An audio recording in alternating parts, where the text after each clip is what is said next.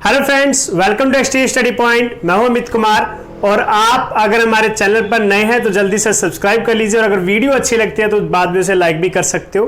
तो आज स्टूडेंट्स हम करने वाले हैं अपना 5th चैप्टर शुरू। 5th चैप्टर देखने में बहुत ज़्यादा ईजी है और आपको इसके अंदर बहुत सारी नॉलेज भी मिलती है। ये अलग बात है कि इसका एग्जाम में क्वेश्चन थोड़े आते हैं लेकिन फिर भी नॉलेज बहुत सारी है, जो हम कहते हैं थ्योरेटिकल नॉलेज, वो इसमें भर के दी हुई है आपको बहुत ज़्यादा। देखो यहाँ पर मैंने क्या लिखा है, एक्सियोम्स लिखे हैं, यूक्लिड के कुछ एक्सियोम्स। ठीक है, हमने यहाँ पर 7 यूक्लिड के एक्सियोम्स लिख दिए, सारे के सारे जितने भी उसने दिए थे। अब बारी बारी से मैं एक एक आपको डिफाइन करता रहूंगा। एक्सियोम क्या होता है? एक्सियोम एक तरीके की स्टेटमेंट होती है जो पहले से प्रूवन है एक तरीके से और वो आपको बताई जाती है। ठीक है, तो उसे बोलते हैं एक्सियोम। अब अगर आप देखो तो फर्स्ट एक्सियोम में क्या कहता है, things which are equal to the same thing are equal to the one another. इसका मतलब क्या है, यहां पर अगर आप दो चीजें देख रहे हो, जैसे दोनों चीजें आपस में क्या है, इक्वल, बाकी दूसरी भी क्या है, इक्वल। अब एक चीज देखने लायक है, यहां पे ई एफ किसके इक्वल है, सी डी के। ए बी किसके इक्वल है, सी डी के। यानी कि ए बी और ई एफ दो चीजें हो गई जो किसके इक्वल है, सेम चीज। सेम कौन है यहां पे, सी डी। सेम वैल्यू के इक्वल है कोई दो चीजें, which are equal to the same thing. Same ये क्या है आपके लिए, सेम। तो ए बी और ई एफ दोनों ही सेम चीज के साथ क्या है, इक्वल। तो इसका मतलब है जो ये दोनों चीजें हैं ये भी क्या होनी चाहिए, equal. So that's A B is equal to E F. I hope ये थोड़ा सा आपको क्लियर हो गया होगा। उसके बाद if equal are added to equal then the whole are equal. मान लीजिए आपके पास 10 रुपए है, आपके छोटे भाई के पास भी 10 रुपए है। अब आप दोनों के पास इक्वल पैसा है। अब दोबारा से आपने कोई अच्छा काम किया और आपके मम्मी डैडी ने आपको गिफ्ट दिया, दोनों भाइयों को 5 रुपीज। ठीक है, आपको भी 5 रुपीज दे दिए और आपके छोटे भाई को भी 5 रुपीज दे दिए। ठीक है, पहले से आपके पास क्या था, इक्वल पैसा था। अब दोबारा से मम्मी पापा ने आपको इक्वल पैसे दे दिए, है ना। तो आपके पास भी 15 रुपीज हो गई, आपके स्मॉलर जो यंगर ब्रदर है उसके पास भी 15 रुपीज हो गई। अब यानी कि अगर आपके पास पहले से चीजें इक्वल थी और दोबारा से इक्वल चीजें दोनों तरफ ऐड कर दी तो भी आंसर क्या आता है, इक्वल। दैट मीन्स यहाँ पे मैंने वैसे एग्जांपल लिया है एंगल का। अगर एंगल ABC और एंगल PQR इक्वल हैं और मैं उसमें XYZ सेम चीज है, दोनों तरफ इक्वल ऐड हो जाएगा, तो ये जो रिजल्ट रहेगा वो भी क्या रहेगा, इक्वल। पहले से अगर 10 आपके पास है, 10 आपके ब्रदर के पास है, तो दोनों के पास इक्वल है और उसमें आपने ऐड कर दिया और ऐड दोनों तरफ कैसा है, ऐड भी हमने इक्वल किया है, तो जो रिजल्ट आएगा वो भी क्या रहेगा, इक्वल। सिंपल। अब एक्सियोम 3 आप एक स्क्रीनशॉट ले लो ताकि आप बाद में आराम से अपनी फेयर नोटबुक में इसे नोट करो।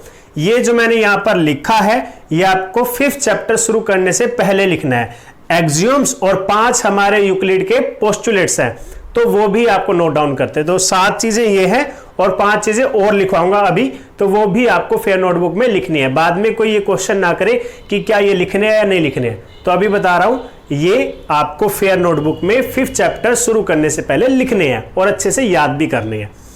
3rd एक्सियोम की बात करते हैं, if equals are subtracted from equals.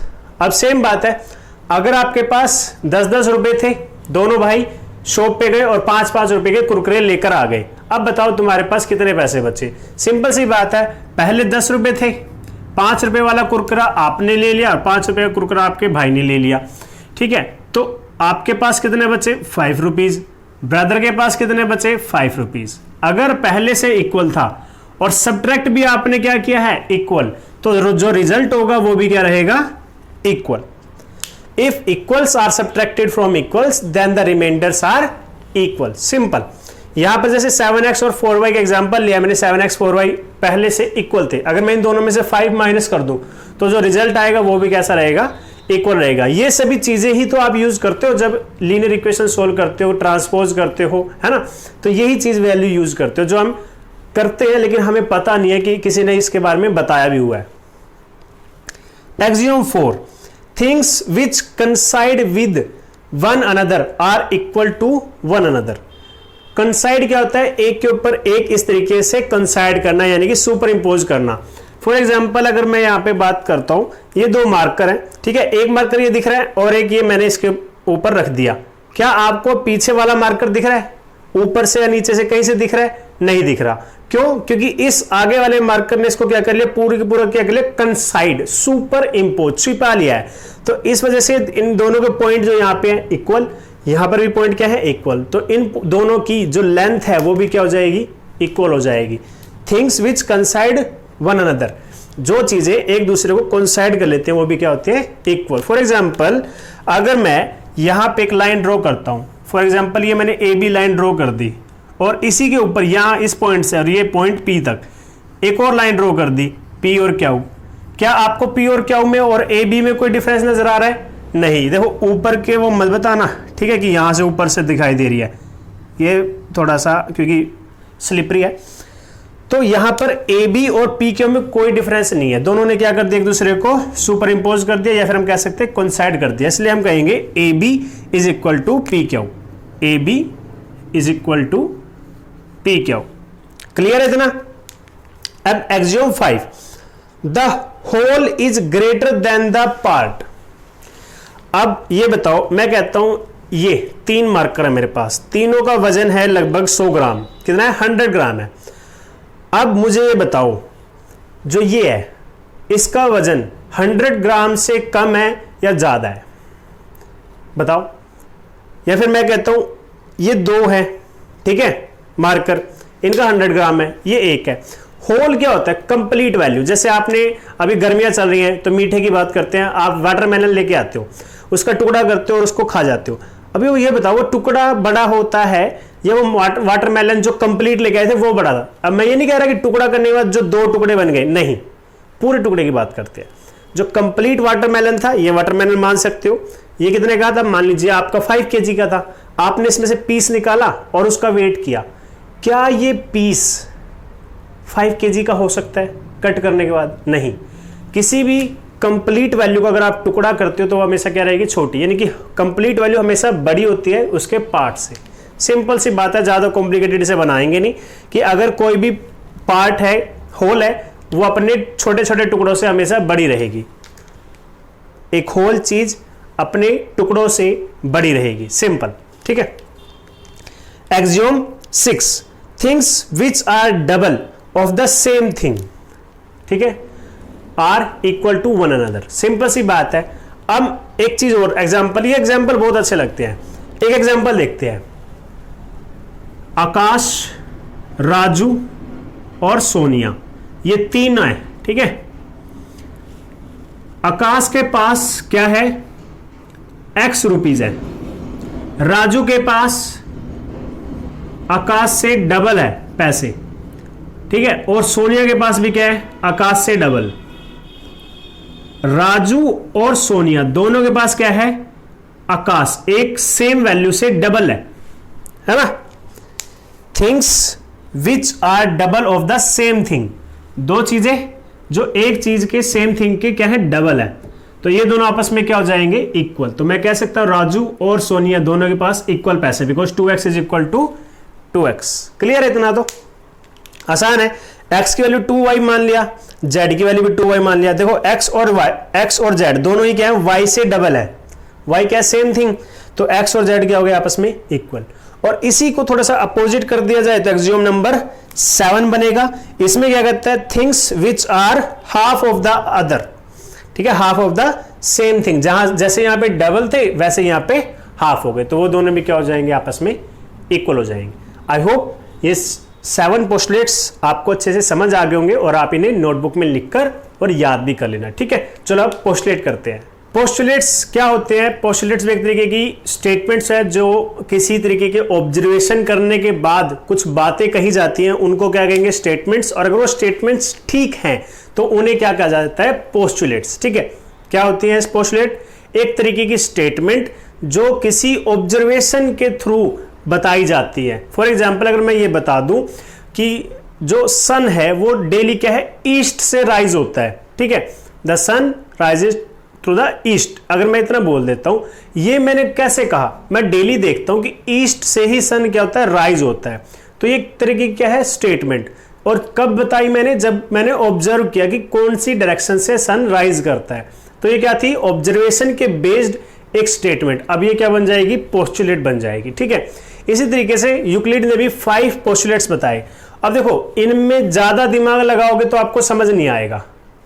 क्या, हाँ, ज्यादा दिमाग नहीं लगाना, थोड़ा दिमाग लगाओगे तो जल्दी समझ आएगा। कैसे, देखते हैं। सबसे पहले क्या कहा, postulate number 1, a straight line may be drawn from any one point to any other point. किसी एक पॉइंट से किसी दूसरे पॉइंट तक स्ट्रेट लाइन ड्रॉ की जा सकती है।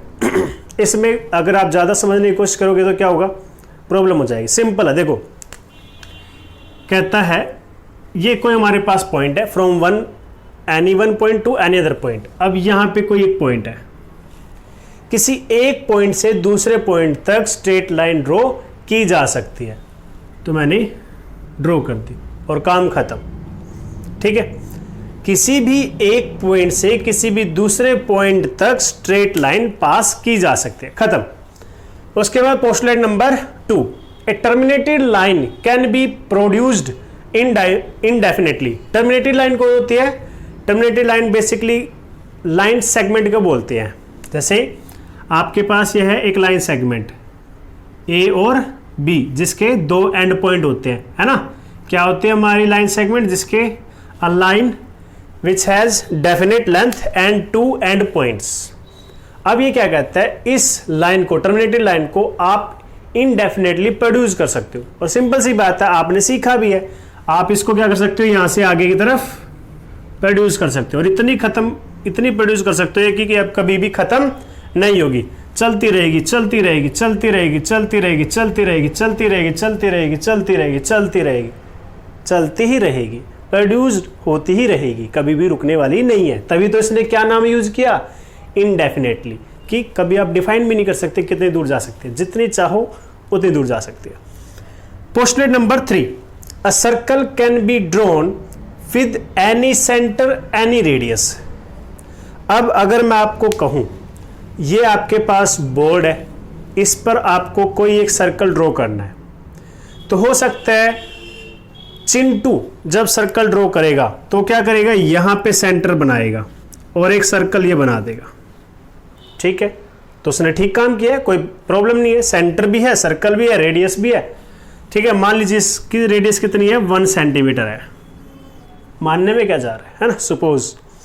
अब चिंटू के भाई पिंटू को कहा गया ड्रॉ करो, वो आया, उसने बहुत बड़ी जगह देखी, देखा कि यहाँ पे ठीक है, यहाँ पे सेंटर बनाया इस बोर्ड पे और ये सर्कल बना दिया जिसकी रेडियस मान लीजिए 10 सेंटीमीटर है।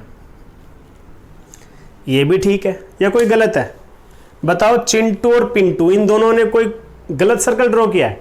नहीं, बिकॉज हम जो सर्कल है ना वो किसी भी सेंटर पर बना सकते हैं। मैं चाहूं तो इस सेंटर पे भी बना सकता हूं, यहां पर भी एक सर्कल बना सकता हूं, इस सेंटर के साथ भी एक सर्कल बना सकता हूं, और किसी भी रेडियस का बना सकते हैं। जरूरी थोड़ा ना रेडियस 1 सेंटीमीटर की हो, 2 की हो, 3 की, जितने आपके पास नंबर हैं उतना कुछ भी पुट करो और अलग अलग सेंटर और अलग अलग रेडियस के साथ हम सर्कल्स ड्रॉ कर सकते हैं। Simple. 4th, all right angles are equal to one another. Right angle क्या होते हैं? राइट एंगल कुछ ऐसे होते हैं, जहां तक तो मुझे पता है, बाकी आप लोग देख लेना, ठीक है, जो आप ठीक समझो। ये होते हैं राइट एंगल, जिनका मेजर कितना है, 90 डिग्री। अब सभी का मेजर, क्योंकि सारे के सारे क्या हैं, राइट एंगल, तो सभी का मेजर क्या होगा, 90 डिग्री। क्या 90 डिग्री आपस में इक्वल होंगे? यस, कितनी बार मर्जी 90 डिग्री लिख लो। Angle A is equal to 90 degree, angle B is equal to 90 degree, angle C is equal to 90 degree, तो ये सारे आपस में क्या हो जाएंगे, इक्वल। यही तो इसने कहा कि जितने भी आपके पास राइट एंगल्स हैं वो सब क्या है, इक्वल है। पोस्टुलेट नंबर 5 थोड़ा सा ध्यान से सुनना आपको, ठीक है, इसको आप थोड़ा और ज्यादा दिमाग लगा के सुन सकते हो, बिकॉज पहले वाले जो 4 पोस्टुलेट लिखे थे वो थे काफी इजी, या कह सकते हो वो ऐसी बातें थी जो आपको भी मालूम है। ठीक है, अब थोड़ा सा ध्यान लगाना है आपको। इसके लिए मैं 2 लाइन ड्रॉ करूंगा और इसके लिए मैं इसको इरेज कर रहा हूं ऊपर की तरफ। आई होप आपने लिख लिया हो, अगर नहीं लिखा है तो आप थोड़ा वीडियो को रिवर्स करके वहां से एक स्क्रीनशॉट लो और बाद में लिखते रहना, ठीक है। अब यहां देखो क्या कहा इसने, if two straight lines falling on, if a straight line falling on two straight lines make the interior angle on the same side. पहले यहीं तक पढ़ लेते हैं, यहीं तक डायग्राम बना लेते हैं। एक स्ट्रेट लाइन, दो स्ट्रेट लाइन, एक स्ट्रेट लाइन, दो स्ट्रेट लाइन, और ये वाली एक स्ट्रेट लाइन। क्या हुआ, इफ ए, ठीक है, इफ ए स्ट्रेट लाइन, ये वाली line falling on two straight lines, इन दोनों स्ट्रेट लाइंस के ऊपर क्या है, ये फॉल हुई है, इंटरसेक्ट किया है, and makes the interior angles on the same side. Same side पर क्या किया है इसने, दो इंटीरियर एंगल बनाए हैं, एक हमारी लाइन L के साथ, एक हमारी लाइन M के साथ। कौन सी लाइन थी, P लाइन ने L और M के ऊपर दो एंगल बना दिए, 1 और 2। It taken together less than 2 right angles. अब दोनों ही एंगल्स को ऐड करो, ठीक है, दोनों एंगल्स को ऐड करोगे तो हो सकता है इन दोनों को ऐड करने के बाद एंगल 1 प्लस एंगल 2, आंसर क्या है, less than 2 right angle. Less than 2 right angle का मतलब 180 डिग्री से छोटा, है ना। 2 right angle, 2 times of right angle, यानी कि 180 डिग्री से छोटा, less than 180 degree.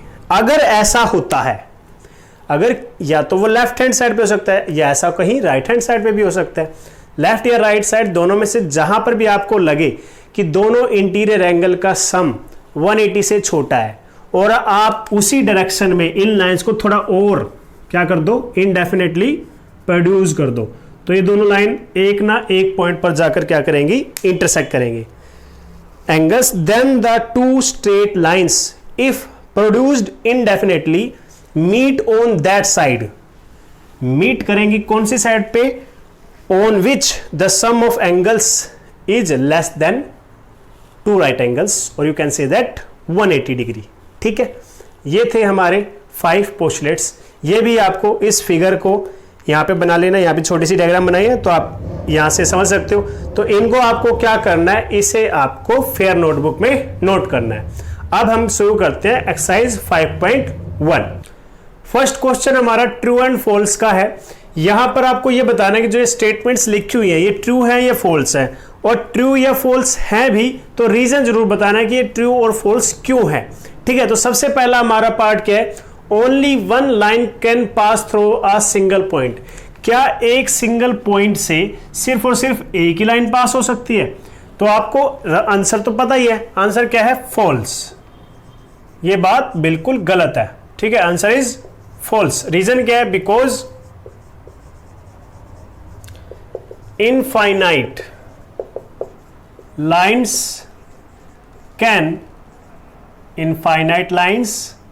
Can pass through a single point, pass through a single point। क्योंकि एक अगर सिंगल पॉइंट आपके पास है ना तो इससे इनफाइनाइट लाइन पास हो सकती है, और यहां पे क्या कहा, सिर्फ एक लाइन पास आउट हो सकती है, तो ये क्या हो गया, falls. Now there are an infinite number of lines which pass through the two distinct point. दो अलग अलग पॉइंट से ये कहता है इनफाइनाइट लाइन पास हो सकती है। ठीक है, अब देख लो आपके सामने ये आंसर, तो द आंसर इज फॉल्स। एक पॉइंट से तो हो सकती है बहुत सारी लाइनें पास, लेकिन दो अलग अलग पॉइंट से सिर्फ और सिर्फ एक ही लाइन पास हो सकती है, और बस एक स्पेशल कंडीशन ये है कि वो लाइंस कोइंसिडेंट नहीं होनी चाहिए। अगर कोइंसिडेंट लाइन है फिर तो पता नहीं कितनी हो सकती है, लेकिन अगर रियलिटी में देखा जाए तो only one line can pass through the two distinct points. तो यहां लिखेंगे only one line can pass through two distinct points, two distinct points. Clear?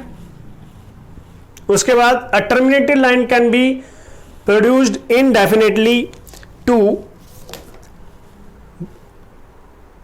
both side. A terminated line can be produced indefinitely to both side. तो yes, ये क्या है? True है. इसका answer क्या आ जाएगा आपका? True bye Euclid axiom. अभी यूक्लिड के अभी हमने पोस्टुलेट पढ़े थे बहुत सारे, तो उसमें पढ़ा था कि एक टर्मिनेटेड लाइन को इंडेफिनेटली बोथ साइड क्या कर सकते हैं? टर्मिनेट कर सकते हैं. तो आंसर क्या आ गया? ट्रू.